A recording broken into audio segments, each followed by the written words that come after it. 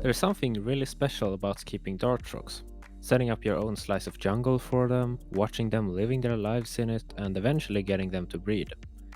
In this video, I thought I'd try to make a full guide on dart frog keeping.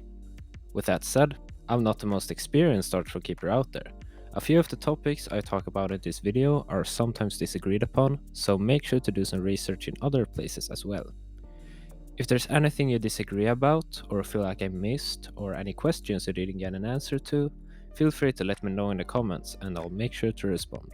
If I realize in the future that I've forgotten something in this video, I'm going to put it in a pinned comment, so check the comment section. I decided to make this video really in depth to try and cover as much ground as possible. Don't misinterpret the length of this video as dart frogs being extremely complicated pets. I could make an in-depth video of the same length about tarantulas and they're like the easiest pets ever. I'd say half the video is just about creating a rainforest vivarium and the other half of it is about the actual frogs. This will be a general care guide that will be applicable to most beginner-friendly species such as Dendrobates, Phalobates and Epipodobates. Anyways, to help you get an overview of this really long video, I've divided it into 5 parts and divided each part into chapters with timestamps in the description. If there's a part or chapter that you feel like you already know about, you can easily skip it, and if there's a certain chapter that sounds interesting, you can go straight to that. Well, without further ado, let's get into today's video. Is a dart frog the right pet for you? This is obviously the first question you should ask yourself before getting any animal. Keeping dart frogs is a lot like keeping fish. They're definitely not animals you should handle, but they're really pretty and interesting to look at.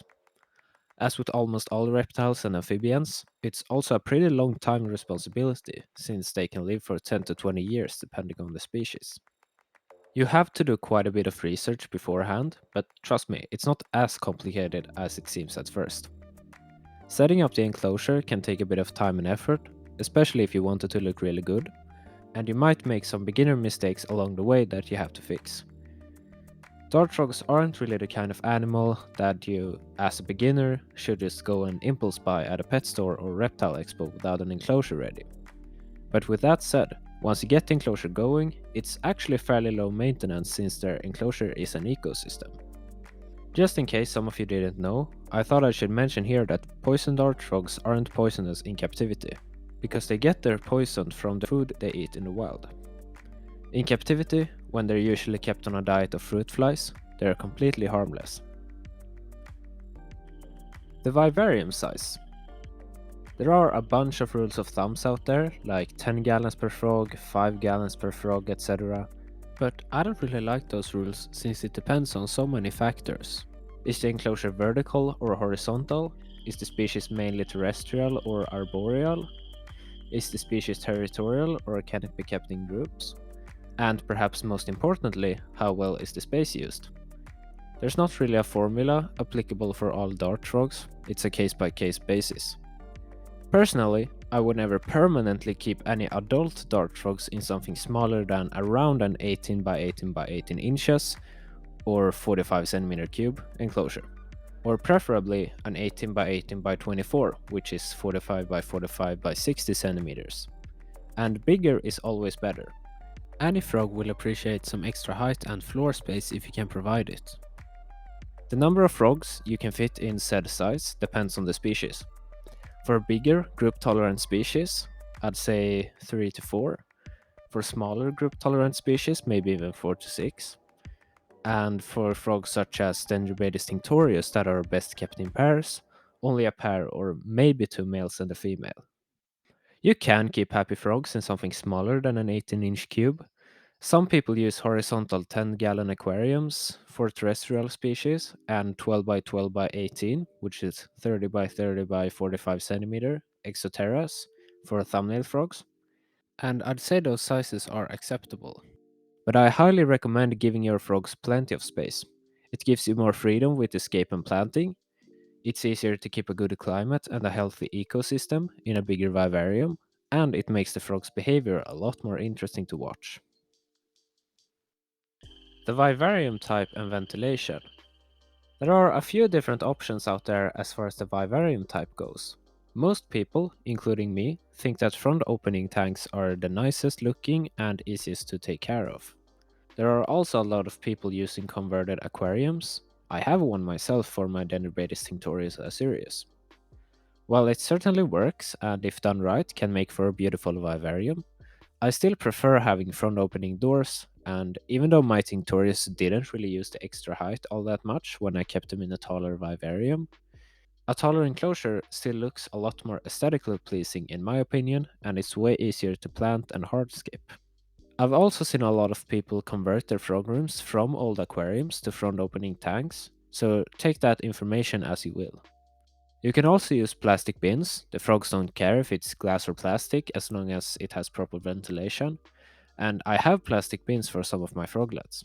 But to be honest, you're probably keeping your frogs because they're beautiful and you want to look at them, and that's quite hard in a plastic bin. There are a few different front opening tanks to choose from. The most common ones are Exoterras, which I have a few that I'm happy with, but the ones I prefer are these so-called Eurostyle tanks, since there's no ugly black bar that disturbs the view. Another good thing with most front opening tanks is that they have ventilation in two spots, usually at the front and at the top. This partially keeps the front glass from fogging up with condensation. In an aquarium or front opening vivarium with ventilation in only one spot, you might need a fan for internal circulation and to stop the front glass from fogging up completely. It's also very important to not have too much ventilation. If you have an Exoterra or another vivarium with a full screen mesh top, the humidity usually won't stay high enough almost no matter how much you spray, because as soon as it rises, the air will just be replaced with our dry indoor air. This will result in a super wet substrate, but still no humidity, which, as I'll get into later, isn't very good. The best solution is usually to replace the mesh top with glass and a small strip of ventilation, maybe like a few centimeters wide. I'll talk more about the humidity later in the video though. For now, just remember that an open mesh top usually isn't a good idea. Temperature. In general, if you're comfortable in the room, the frogs are too. While there might be a few exceptions, most dart frogs should be kept at around 65 to 75 degrees Fahrenheit or 18 to 24 degrees Celsius. They can tolerate a few degrees higher, but if it becomes too hot, it can actually be dangerous. Even though it might not result in instant death for hardy species if it happens a few days of the year, temperatures above 80 degrees Fahrenheit or 27 degrees Celsius should definitely be avoided. I often have to cool my frog room down in the summer, never heat it up. The enclosures also get a bit of extra heat from the lights. If you live in a really cold environment, you could use a heat pad covering one side of the enclosure or something like that, but be very careful so it doesn't overheat. Too cold is better than too hot.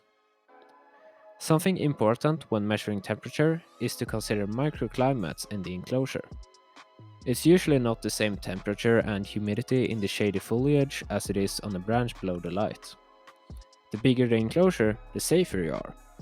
In this 36 inches tall enclosure, it would probably be fine if it was 30 degrees Celsius right below the lights, because it would still be way cooler and more humid in the shade down in the foliage. However, in this tiny froglet vivarium, there might still be some microclimates, but it's still a lot more sensitive for overheating, and if it was 30 degrees in here, my frogs would probably be dead. The lighting. I'm not the biggest expert out there when it comes to lighting, but the general rule of thumb is that you should have something that's around 6500 Kelvin, which is both what the plants like and, in my opinion, the most aesthetically pleasing option. It's pretty much pure cold white, so the frogs and plants' colors get to look as natural as possible. The light is more for the plants than it is for the frogs. There are some discussions as to whether Ophagas and possibly other species might benefit from lower UVB exposure, and you can look further into that if you want to, but it's not needed for any frogs. Make sure whatever light you're using doesn't generate too much heat. I have the Exoterra natural lights on most of my vivariums, but there are many way cheaper options out there that are just as good. As far as the intensity of the lights go, Many of the plants I use don't like it when it's too intense light, and it can result in them getting pale leaves and stunted growth. Also, some frogs might be more shy if you have really intense lighting. After all, in the rainforest, not much light makes it down all the way to the forest floor. Misting. You obviously have to mist a dart frog enclosure quite often to keep up the humidity. How often depends on how much ventilation you have and what climate you have in your room. You can either mist by hand or by using a misting system. If you go for a misting system, my advice is to not go for the cheapest one you can find. For instance, the Exoterra systems have really bad pressure in the nozzles and they often just stop working after a while. I currently use the system from Dusk Tropics, and there are also a few other reputable brands out there like Mist King. It might look scary when you have to buy a bunch of loose pieces instead of everything in one kit, but it's not as difficult as it seems at first, and in the long run, it's definitely worth it to have a higher quality and more customizable set. The humidity doesn't have to be 100% all the time. The hardscape and leaf litter should have time to at least partially dry out a bit between mistings, but more about that later. The water. The water quality is pretty important for most amphibians, and our tap water usually isn't ideal for them because of chlorine, calcium, and other things in it. I'm not the biggest expert on pros and cons with different types of water, so do your own research here, but the general recommendation is usually to have reverse osmosis water from a reverse osmosis system. Some also use distilled water, spring water, etc., but I feel like buying bottled water will probably get expensive really fast, and buying a reverse osmosis filter would probably be an investment in the long run. We have our own well, not communal tap water, so I actually use that since we don't have any chlorine in it. However, if your water is hard, meaning containing a lot of calcium, it's gonna leave a bunch of calcium stains on the glass and might clog the misting nozzles.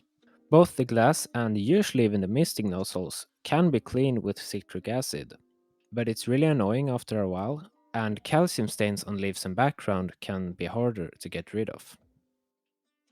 Dry feet, wet back. Now it's time to talk about the inside of the vivarium, and I figured I'd start by introducing the concept dry feet and wet back with a bit of a rant. I'm also going to refer to this a few times later in the video. A common misconception is that dart frogs should have 100% humidity at all times, everything should be soaking wet with fog and condensation everywhere, you should have a bunch of waterfalls and live moss and a huge water feature. Maybe I'm exaggerating a bit, but it's actually what many beginners think at first, even though it's not entirely true. In the South American rainforests that the dart frogs come from, while the relative humidity is obviously really high, the frogs aren't always sitting on ground covered in wet moss, but rather in leaf litter and on rocks and branches that dry up fairly quickly after a rainfall. Not bone dry, but also not soaking. Sometimes it's near streams, and of course it gets wet when it rains, but it's not soaking wet everywhere all the time. This is the origin of the saying that dart frogs like to have dry feet and a wet back, meaning that they should have dry places to sit and the humidity should come from above, not from a soaking wet substrate, which I like to go by. I'm not saying that your frogs are gonna die if you have some moss or a waterfall in there. I'm just saying that following this concept probably gets us as close as possible to the frog's natural habitat. And therefore it's what I prefer doing in my vivariums and what most dart frog keepers recommend. I'll refer to this later in the video, for instance when I talk about the substrate and the humidity. Background and hardscape. You don't need a background in your vivarium, but it serves two important purposes, and if you choose to not have one, you need to consider another solution to those requirements. The first purpose the background fills is to use the height of the vivarium and give the frogs more usable area. If you look at this vivarium for instance, there is very little use for all the empty air. Dart frogs cannot fly, so all the empty air is just wasted. With that said, you don't need a background for this. You could also just put in a ton of hardscape, such as cork bark tubes and driftwood pieces, and let the plants do some work. The second purpose is helping the frogs feel secure by not having insight from all angles. Having a background on at least one side, preferably two or three sides, makes them feel secure. Even if there's a wall behind the enclosure, just light coming in from all angles isn't ideal. This can, however, also be accomplished by just covering the outside with something. A fancy black film or a black trash bag will fulfill the same purpose. You could also have a fast growing background plant, such as Ficus pumila, and just let it cover the glass on the backside in a thick layer, but this might take a while. There are many different options out there as far as backgrounds go if you want one. I prefer just having a flat, ready-made background that I can attach to the wall with silicone. I use cocoa fiber carpet or hydrolon, but you can also use tree fern panels or cork bark panels for the same purpose. To bring in a 3D element, I also use some cork bark tubes and wood pieces. I attach some of them with silicone and cover up the silicone with dry cocoa fiber, but I also try to have the hardscape pieces loose if possible, since that's way easier if I had to catch one of the frogs.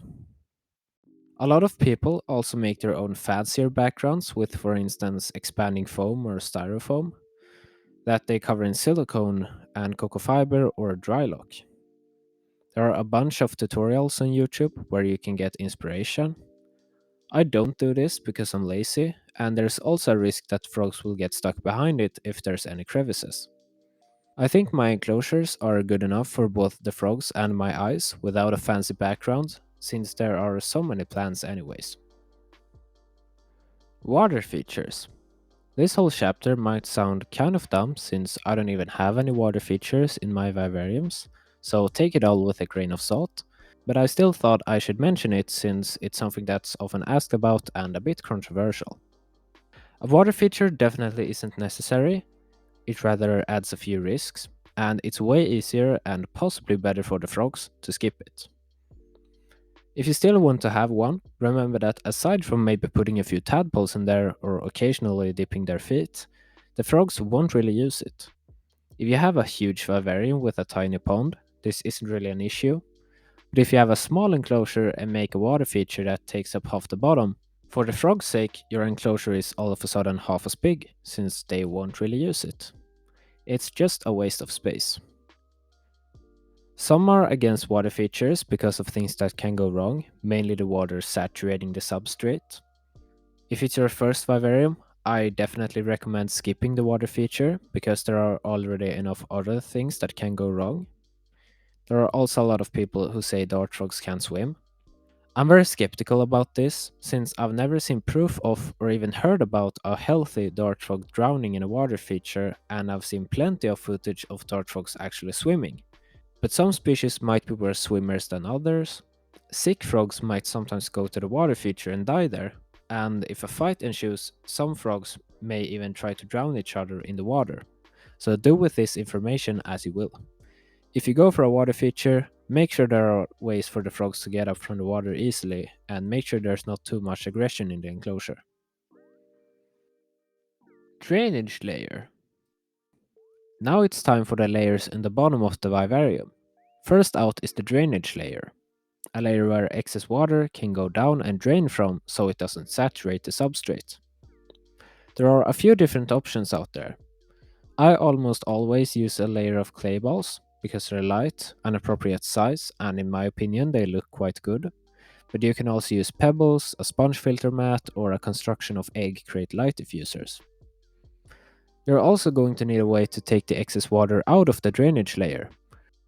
For that, you can either drill a hole in the bottom of the vivarium and have the water drain through a pipe into a bucket or something, or you can have a drainage pipe and drain the excess water with a siphon.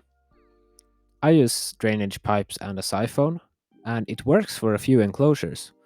But if I were to start over with my whole frog room from a clean slate, I would definitely drill the bottoms of my vivariums so that I can just empty a bucket instead of having to manually drain all of my vivariums one by one. If you drill a hole, make sure the glass isn't tempered, since if it is, it's gonna shatter in 1,000 pieces. Lastly, you're going to need something on top of the drainage layer to separate it from the substrate. I use geotextile fabric. but there are many different types of mesh out there. Make sure to use something that won't break down, otherwise the drainage layer is eventually going to become useless. Substrate and leaf litter. There are a bunch of different substrate mixes out there, and there are even some people who have substrateless vivariums with a sponge filter mat that serve as both the substrate and the drainage layer at the same time. I'm just going to show you the mix that I'm using, but you can find many others out there, some good and some bad. A lot of people buy ABG mix, but I always mix the substrate myself. One of the easiest options that I sometimes use is just bark. I previously used orchid bark, but now I buy pine bark for reptiles at a pet store since that's way cheaper. This works well and it doesn't break down quickly. However, it holds a bit too much water in my opinion, so recently I've been using a mix of around 60% bark, 30% pumice and 10% biochar. The pumice helps keeping the substrate a bit drier since it helps with the drainage and water evaporates from it, which also increases the humidity. And the biochar helps remove toxins and stuff. I'm really happy with this mix and I'm probably going to use that or something similar for a long time to come. Regardless of what substrate mix you have, you should absolutely top it off with a layer of leaf litter. I use oak leaves or beech leaves, since they decompose slowly and they're the best leaves I have accessible where I live. There are many other leaves out there that work well, and you can even order fancier leaf litter from various online shops. I collect the leaves myself, cook them for about 15 minutes, and then let them cool down a bit. A common misconception is that you need a layer of dead sphagnum moss between the substrate and the leaf litter, or even use it as the main substrate or instead of leaf litter. Maybe it works for some people, but it's usually considered an outdated practice nowadays, since it's unnecessary and even adds a few risks. First of all, it's because of the dry feet wet back concept. Frogs don't really want a wet substrate. Second of all, in a vivarium that's sprayed often and with frogs pooping, it doesn't last very long. It will start to break down, and when it does, it becomes a perfect breeding ground for bacteria and starts to rot and smell like rotten eggs, which certainly isn't ideal. And many frogs can get infections from sitting in such a wet, decomposing substrate. I really don't see why anyone would willingly use sphagnum moss and risk your frog's health or have to change it every so often when you can just use ABG, bark, or the mix I showed you earlier to make it easier for yourself. The only reason to use sphagnum is that it helps increase the humidity, but as I've said, in my opinion, the humidity can and should be kept up without a wet substrate, instead by limiting the ventilation and spraying often so the humidity comes from above. The only thing that I use sphagnum moss for is to plant epiphytes, which are plants that grow on other plants or in this case on the hardscape and background. As far as having a carpet of live moss on the ground or on branches and background, it's certainly better than dead sphagnum since it won't break down and smell bad. However, I don't use too much of it, once again because of the dry feet and wet back. It's really important to have dry areas with leaf litter as well. Planting. I'm not going to talk too much about specific plant species and how to aesthetically plant your dart frog vivariums, since I made a whole video about that just a few months ago and I'll link it in the top right corner. But I'm still going to talk a bit about plants here. Whenever someone asks if live plants are obligatory in a dart frog vivarium, my response is that if you can't keep some easy plants alive in there, it's definitely not a suitable environment for your dart frogs. The plants also help with keeping the humidity up, they contribute to a healthy ecosystem, and they look good, so you should definitely have some. For me personally, keeping dart frogs is just as much about the vivarium itself as it is about the frogs, so I'll happily spend a bunch of time, money, and energy into collecting different plants. That said, the frogs won't care if you have hundreds of rare plant species or just some golden pothos and a few bromeliads in there. The only thing they care about is how much plant coverage they have. Whenever you're buying plants, make sure to quarantine them properly, in case there are any pesticides or pests on the plants or in the soil.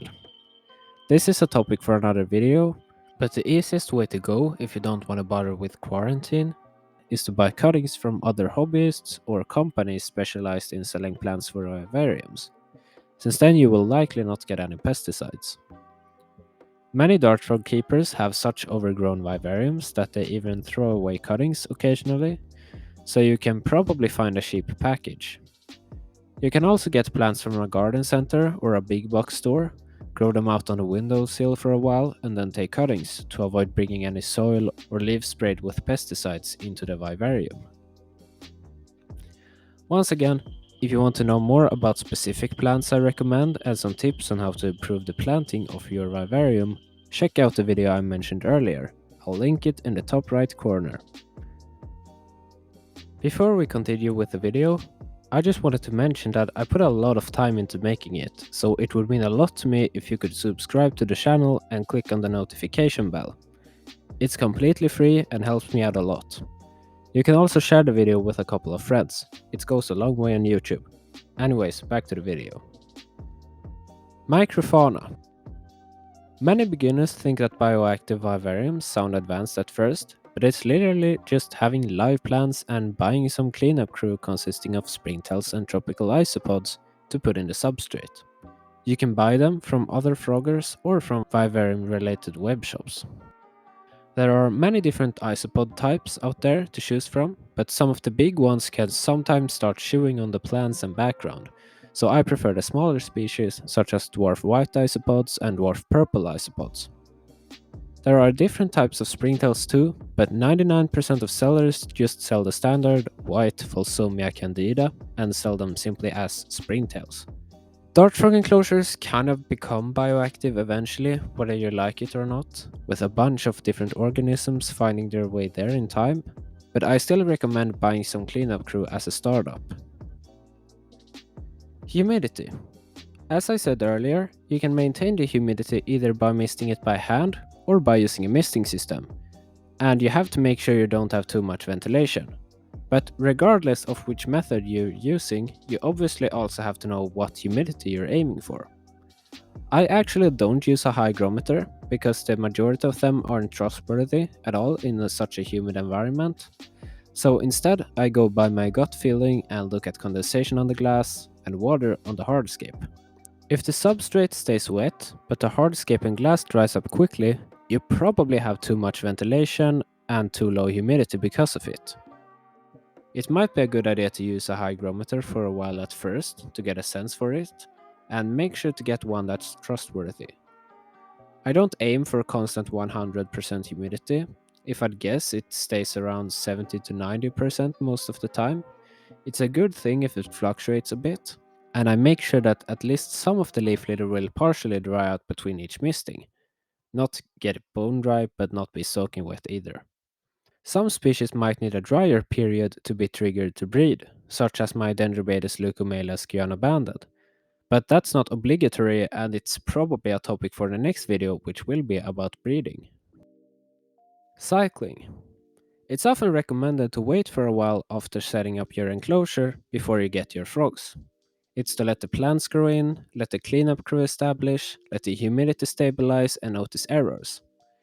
If you were to ask on a forum or in a Facebook group how long you would have to wait before getting your frogs, you're gonna get very different answers, ranging from a few days to many months. It's really a case by case basis, in my opinion. In my experience, the cleanup crew will establish themselves quite well even when you immediately add frogs. However, sometimes you get a bit of mold in the beginning, which will usually go away quickly as the springtails take care of it, but it might be a good idea to let all of that happen before adding frogs. Also, I for instance always plant my vivariums very sparsely in the beginning, because I think they look way better in the long run if you start with tiny cuttings and let them grow in and shape themselves after the vivarium, rather than just squeezing in a huge plant. But when I do that, my freshly planted vivariums are less ideal for a shy frog, since there might not be much plant coverage for the first few months, which is why I like to wait. A bold Tinctorius might not care much, but a shy Ranitmea would probably be hiding all the time. You also get more time to change things around, since you don't want to do that too much with frogs in there. The last reason for cycling is to notice any errors, and I'd say this is especially important if you're a beginner. It can be anything. Maybe you went with a bad substrate mix. Maybe half your plants died because you planted them in the wrong spots. Maybe the humidity won't stay high enough. Maybe the light you're using gets too hot. Some people pretty much get everything right on their first try. Others, like me, had a bit of trouble with their first vivarium in the beginning, and I'm very thankful I didn't add frogs immediately. I'd say I recommend waiting for around a month to be safe, but if you think it's ready, you can add animals before that. And if you have the patience to wait even longer, that's not a bad thing. Feeding. I mostly feed my dart frogs with flightless fruit flies. There are two types of flies, Drosophila melanogaster, which are smaller and brown yellowish, and Drosophila hydei, which are a bit bigger and usually black unless you get the golden hydei. I only keep melanogaster at the moment. It works for all the frogs I have, and there is not really any need for hydei. During the summer, I often mix it up a little bit with some aphids from my elder bush, and the frogs also take a snack on the isopods and springtails in the cleanup crew occasionally. How much and how often you have to feed depends on a lot of factors. Generally, I feed my adult frogs 3 to 5 times a week and my froglets 5 to 7 times per week.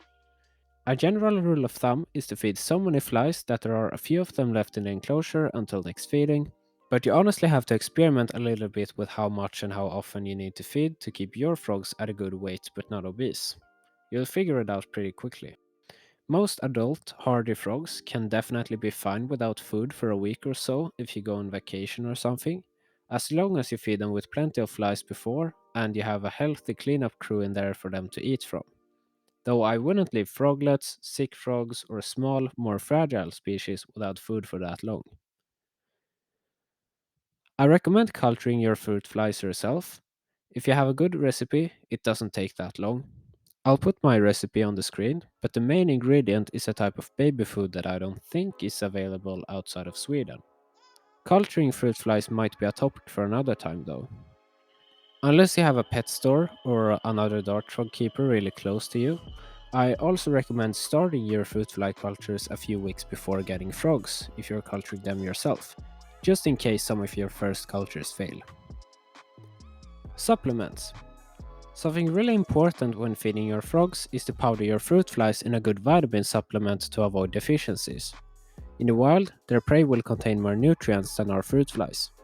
There are many options out there, and a lot of smart people with very strong opinions about various supplement brands, so I recommend doing some research on your own here.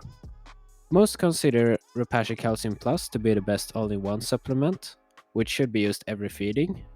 Another popular all-in-one brand is Dendrocare, and for breeding animals who might need some extra vitamin A, it's often recommended to give them Repashy Vitamin A Plus max once every other week. I only do it once a month.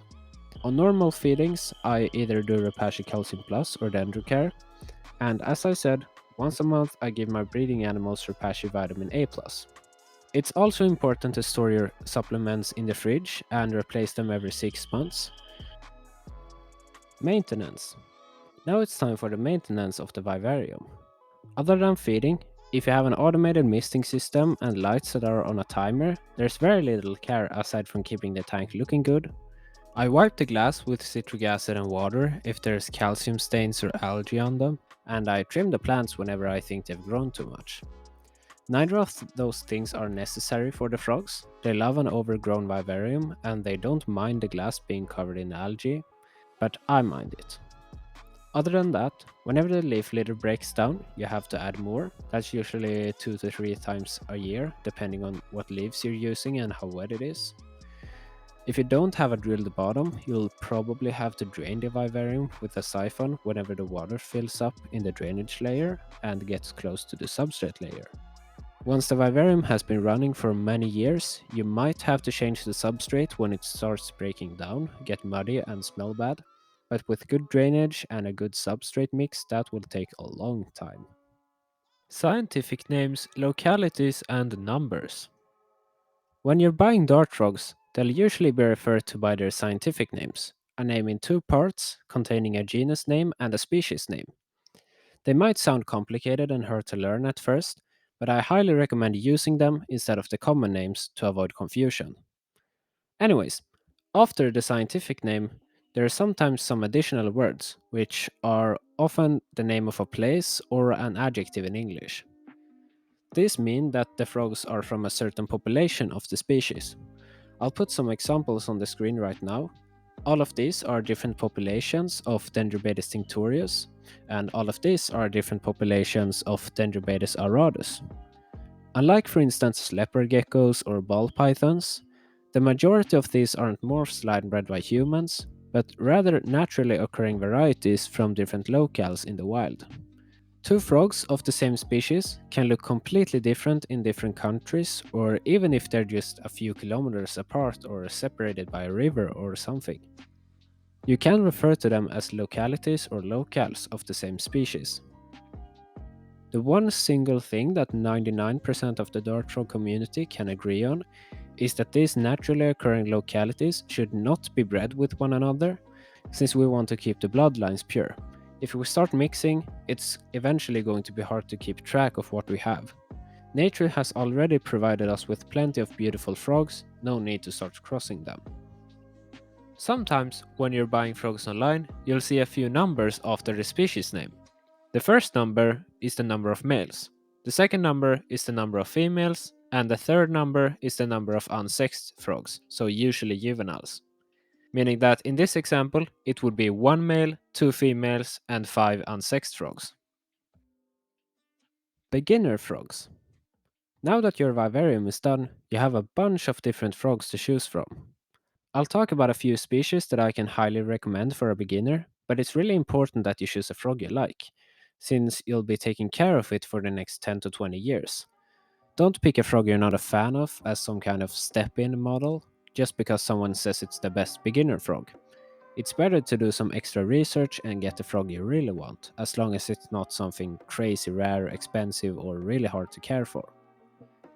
The main thing that makes a frog beginner friendly is hardiness. You don't want a frog that's instantly gonna die if your fruit fly cultures crash, it gets too hot, or the humidity drops a bit. They should also be readily available in the hobby, be on the cheap side, and it's always a bonus if they're bold and easy to breed. I'll list some short pros and cons about each species on the screen, but do your own research on the frog you end up choosing. First of all, any Dendrobates species will be good picks for a beginner.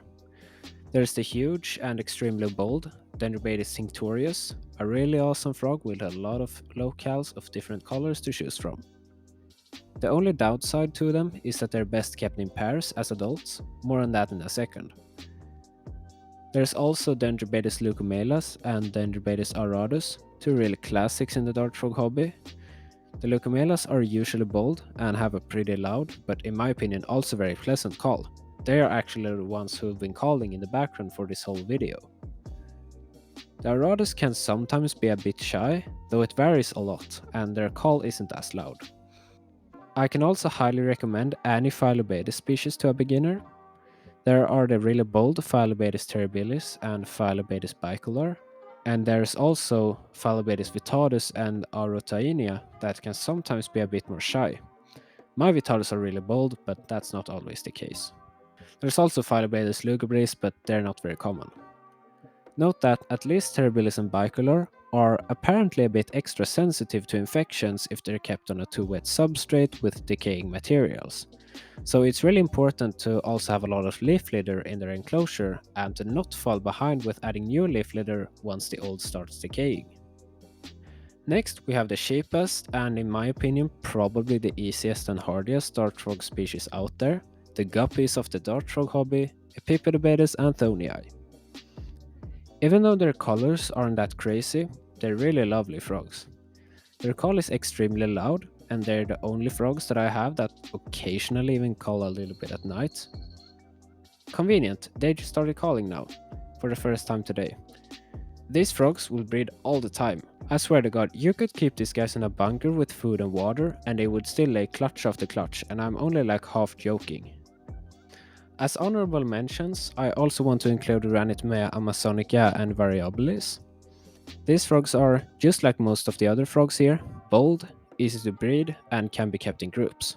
And those things can't really be said about all Ranitmeas.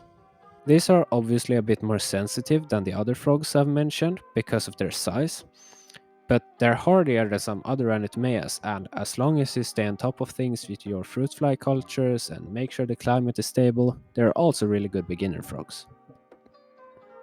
Keeping multiple frogs of the same species together. The number of frogs you can keep together varies between species. All dart frogs can be kept alone or in pairs. Some dart frogs can also be kept in bigger groups, as long as the enclosure is big enough, while some others don't really do well in groups at all.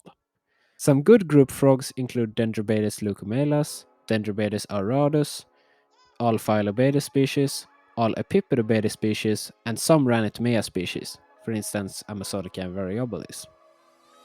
Though you should still keep an eye out. If there's regularly occurring wrestling or one frog gets skinny, you obviously have to be ready to separate them. Females of some species, such as Leucomelas and Aradus, can also eat each other's eggs, which could be annoying if you're looking to breed. However, as I said, some frogs don't do well in groups as adults at all. The most famous example is Dendrobates tinctorius, which has high aggression rates between females and sometimes also between males. Sometimes it works to keep a group if they've grown up together and have a big enclosure as adults, but there's no guarantee. Even in huge vivariums by our standards, it might not work since they're still smaller than the infinite amount of space they have to get away from each other in the wild.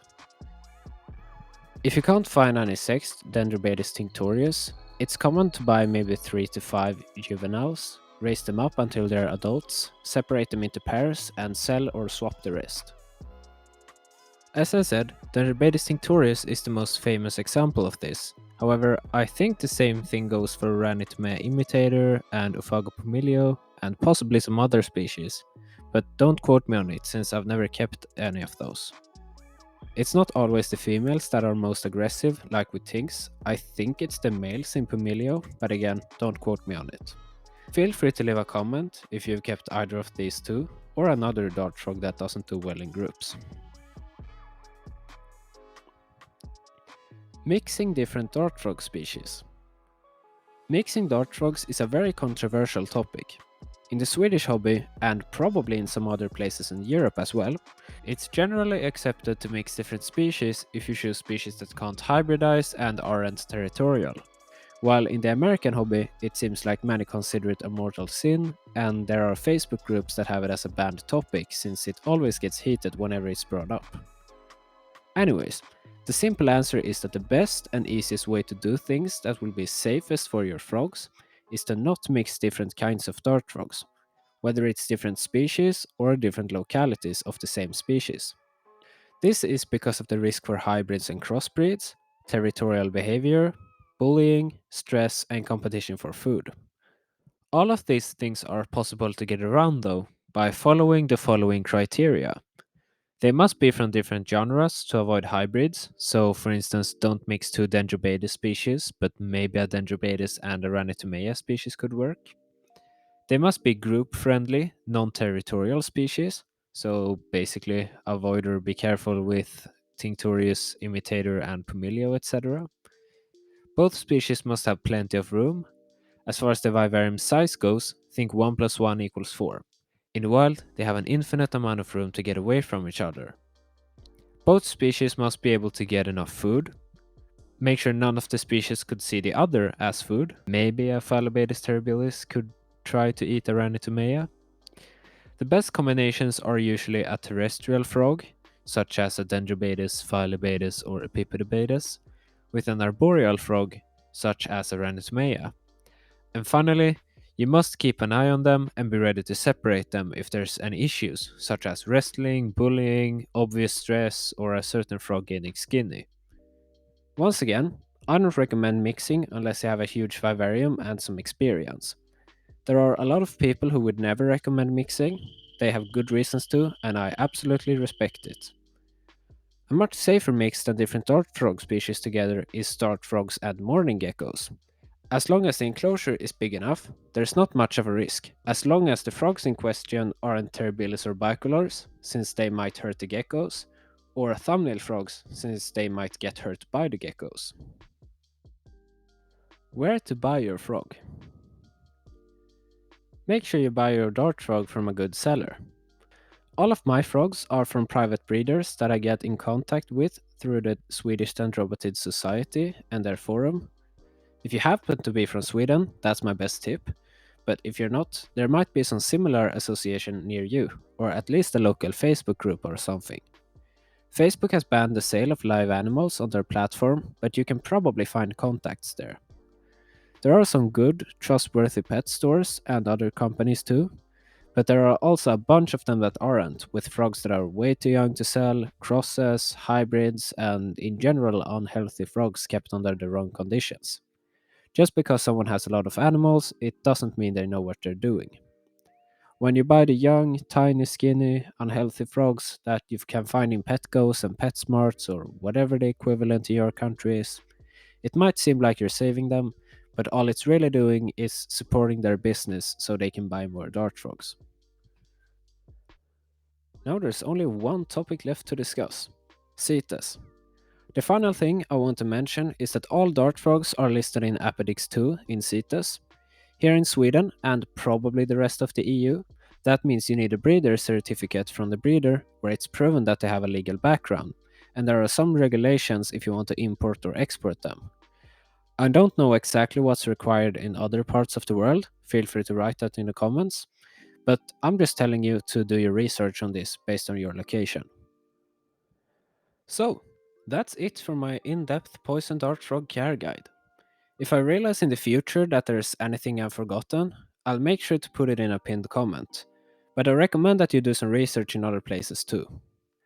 I said this in the beginning, and I'm going to say it again. If there's anything you disagree about, something you think I forgot, something you want to discuss, or something you're wondering about, feel free to leave a comment. I read every comment and I'll respond to any questions to the best of my ability. This is by far the longest I've ever spent working on a video, so it would mean a lot to me if you could subscribe to the channel, give the video a like, and maybe share it with a couple of friends who might find it useful. If you want to see more of my animal room, you can also follow me on my Instagram at gecko_geek06. Thank you so much for watching and staying until the end, and I'll see you in the next video.